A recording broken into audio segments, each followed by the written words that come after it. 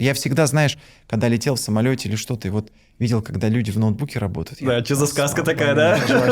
Это так красиво смотрится, знаешь, кто-то там с кофе сидит, на коворкинг. Что они там работают? И мне тоже хотелось открыть хоть что-то там ну, потому что мне это... успешно это получилось, эта мечта. Да.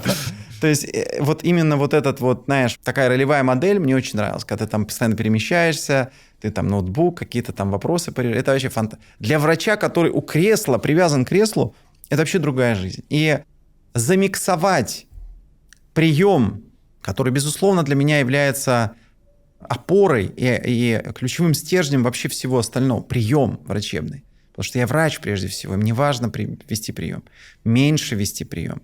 Не каждый день, но сохранять его. Это очень важно для самоидентификации, для понимания, что я врач.